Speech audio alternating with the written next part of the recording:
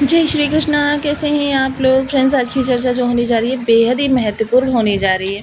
आज एक बहुत बड़े दुर्योग के बाद शनि की स्थिति किस प्रकार से रहने वाली है, क्योंकि ये शनि एक बहुत बड़े दुर्योग से निकले हैं और शनि का इस दुर्योग से निकलना आपको किस तरीके से प्रभावित करने वाला है, क्या क्या आपको चीज़ें इस समय पर बदलती हुई दिखाई देंगी, इन सभी विषयों पर हम पूर्णतया चर्चा करेंगे इस वीडियो में।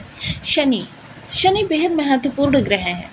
इनकी दो राशियां हैं, मकर और कुंभ, जो कि कर्म और लाभ को दर्शाती हैं और शनि को कर्माधिकारी भी कहा जाता है।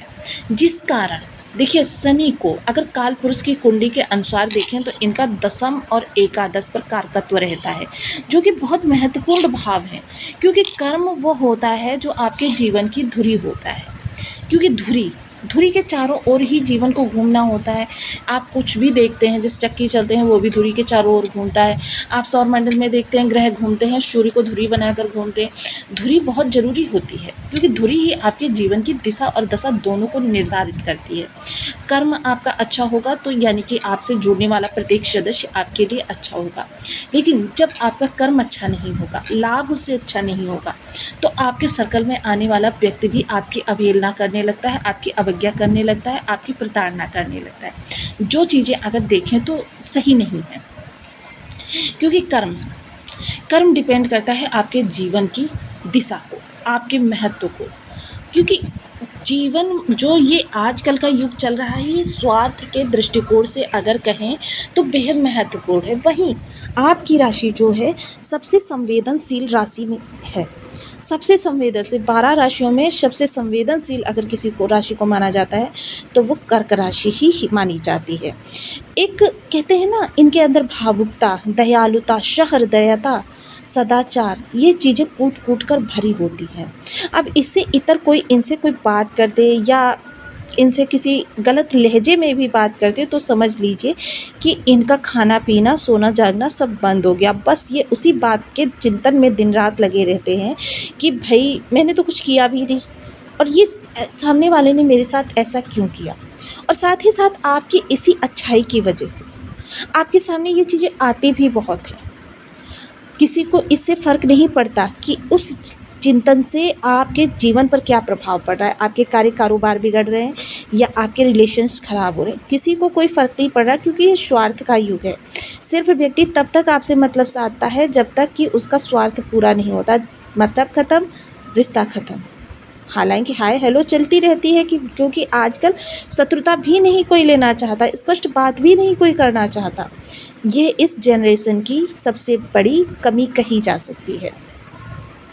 अब यहाँ पर देखिए, क्योंकि आपके शनिदेव जो पिछले समय में हैं एक दुर्योग बनाकर बैठे हुए थे। दुर्योग किस तरीके का था?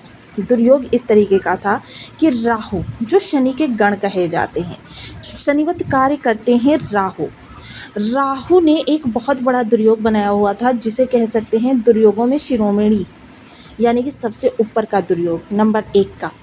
तो ये जो बनाकर बैठे हुए थे तो उसका प्रभाव सीधा सीधा, क्योंकि शनि देखिए वक्री हैं और वक्री ग्रह के प्रभाव जो हैं वो एक ही भाव पर नहीं रहते, 3 भावों से प्राप्त होते हैं। और वक्री ग्रह जो होता है, जब शनि राहु का प्रभाव हुआ, क्योंकि शनि राहु जो है सदैव वक्री अवस्था में गोचर करते हैं। जब भी हम देखिए किसी ग्रह की चर्चा करते हैं तो उससे स्पष्ट एक भाव आगे एक भाव पीछे बैठे हुए ग्रह को भी देखा जाता है, क्योंकि अगर एक भाव आगे एक भाव पीछे कोई पाप ग्रह बैठा होगा तो उस ग्रह के प्रभाव थोड़े से और कठोर हो जाते हैं।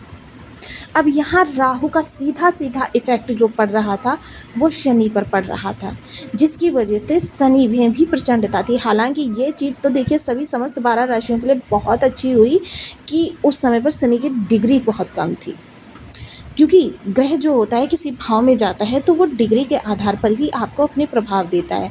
जैसे कि देखिए किसी भाव में जाने पर 5 अवस्थाओं का भोग करता है। 0 से 6 जो होती है वो बाल्यावस्था होती है, 6 से 12 जो होती है वो किशोरावस्था होती है, 12 से 18 जो होती है युवावस्था होती है, 18 से 24 होती है वृद्धावस्था और 24 से 30 होती है मृतावस्था।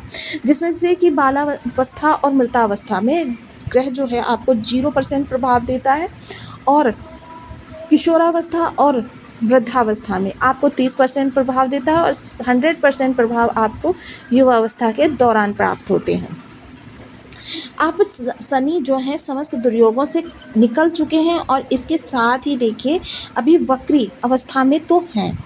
तो आप इसे किस तरीके से आपको प्रभावित करने वाले हैं, तो बने रहिए हमारे साथ इस वीडियो में एंड तक, आपको बहुत कुछ जानने के लिए मिलेगा। यदि आपके लग्न में 4 नंबर बना हुआ है तो राशिफल आपके लिए, यदि कुंडली में कहीं भी चंद्रमा के साथ 4 नंबर बना हुआ है तो राशिफल आपके लिए, कुंडली ना होने की स्थिति में आपसे नाम राशि से भी देख सकते हैं।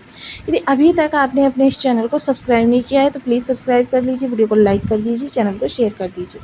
इससे होगा क्या कि हमारे आने वाले हर वीडियो की नोटिफिकेशन मिल सकेगी आपको सबसे पहले।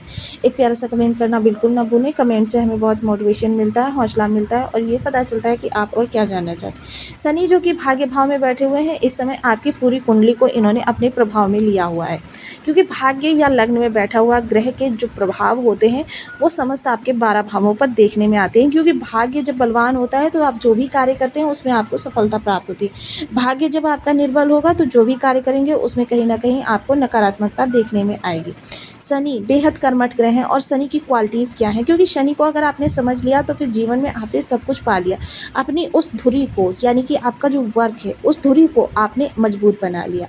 तो ये क्या है, सबसे पहले सदाचार का पालन करना, अनीति का, क्योंकि इस समय आपके सामने अगर कुछ गलत हो रहा होगा, कोई आपसे मदद मांगे ना मांगे, आप विरोध में खड़े हो जाएंगे कि ये चीज़ें गलत हो रही हैं, जो कि आपके लिए थोड़ा सा कहते हैं ना कि चीज़ों को कठिन बनाएंगी। लेकिन क्या है, शनि को देखिए छप्पर फाड़ कर देने के लिए भी जाना जाता है।